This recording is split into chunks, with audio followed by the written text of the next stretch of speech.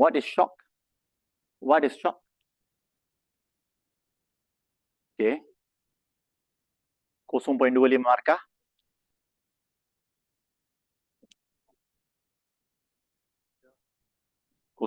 markah.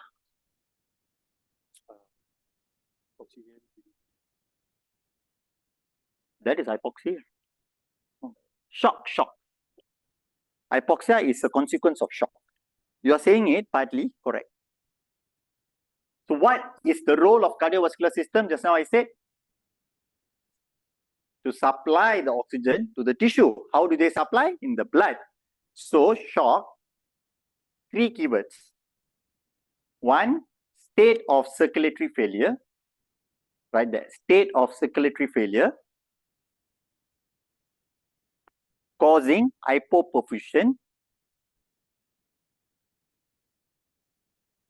leading to cellular hypoxia. It's cardiovascular, right? It means the circulatory has been arrested, right? Shock.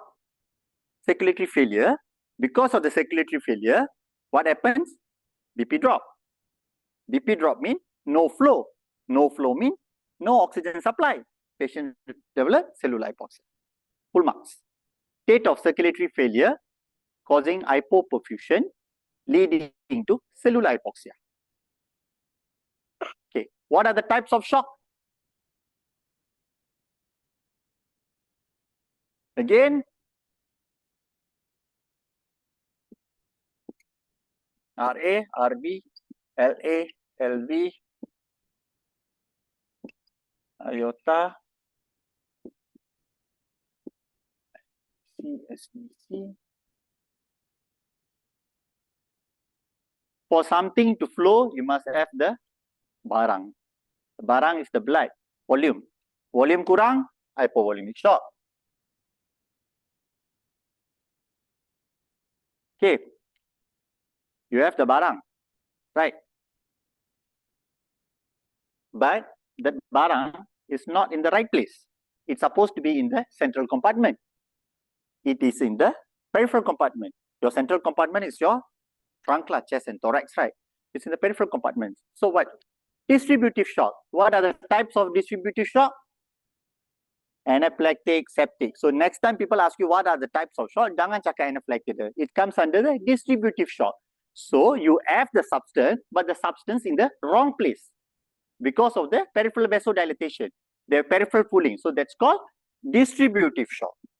Its problem is with the distribution. It is distributed in a wrong place. You have your sepsis, septic shock, anaphylactic shock, lagi neurogenic shock, spinal shock and everything. Yeah. So what all of them do? They all do vasodilatation, right? Sepsis, bacterial endotoxin causes peripheral vasodilatation. Anaphylactic shock, histamine causes peripheral vasodilatation. Neurogenic shock, spinal shock, memang sympathetic blockade. Right? Okay, done. Enough substance, all comes to the heart ready, the heart cannot pump. Cardiogenic shock. Enough fluid, all coming back to the central compartment, heart is good. But the pathway is obstructed. Obstructive shock, which is like your aortic stenosis, cardiac tamponade. If on the right side, you have pulmonary embolism. We are talking about right side and left side, right? Right side, pulmonary embolism, obstructive shock. Left side is aortic stenosis, cardiac tamponade. Okay? Yeah, that's the types of shock. 4 types of shock. Okay? So, again, coming back to here. So, 4 types of shock. Talked about it. Okay, what are the components? How do the signs? I'm not going to go into it. Okay, what are the signs of each shock? You all can read on your own. Okay, that's all about it. Okay, take a break and come back to recipe. Any questions?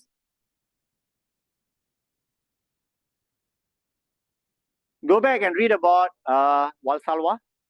Okay, nothing much to understand. Keribrantis is more than enough. Draw a simple graph, more than enough. Somebody got a question? Yeah. Oh, okay. How detailed you must know, is it? You're asking about me. Pasir mean how pasir? This one, huh? then you should know lah. If it comes out recently, I don't think so. It's that important, because what you have to know is absolute versus relative lah. Effective. No, if it comes out, yeah lah, it means they're expecting it lah. But if you look in your syllabus, it doesn't mention that. It doesn't write. It doesn't mention. It just mention absolute, because when I do my slide, I always go back to your syllabus. So I just teach what's in the syllabus lah. But if they're asking now to complain lah, why are you asking something not written in the syllabus? Can what? Supposed to complain what? You're supposed to tell us what to study what? How can you ask something not? I'm not so sure. Oh, that's the one come out few years ago about refractory period, is it? Or not about absolute versus relative? What do they ask? What did they ask actually? Definition of ERP.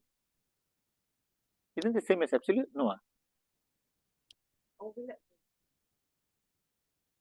Somebody really want to fail many people that year, I think. They really want to control, I think.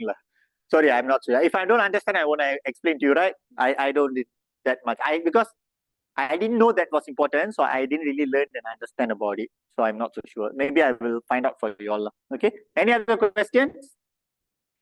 Sorry, before you all leave, go back, read about Valsalva. Okay. Baroreceptors. Okay. Baroreceptors all straightforward. Your baroreceptors get activated when BP low or BP high.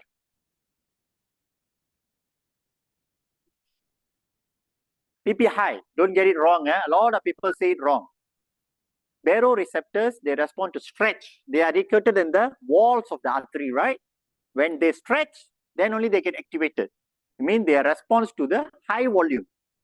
When they get activated, means they know BP is high. So they will do inhibitory mechanism. When they are not activated, they know BP is low. They will do acceleratory mechanism, cardio-acceleratory mechanisms. Baroreceptors are the sensors for your cardio center, right? Your effector is the heart lah. You always have your sensor, your controller, and your effector. Your sensor is the baroreceptor. Your controller is your cardio center at your brain. Whatever we talked just now, all your nuclear tractors, all this nucleus ambiguous, everything. And then your effector is your heart. Okay? And Valsalva, what else? In the soul code, any other thing we missed? Any graph? Most of the important graph, all I think done already. Another graph that you have is the MSFP, mean systemic filling pressure, is the same as RA pressure. Don't get confused. Okay? That's a different way of mentioning it. Mean systemic filling pressure is RA pressure when there is no flow, when you cease the flow.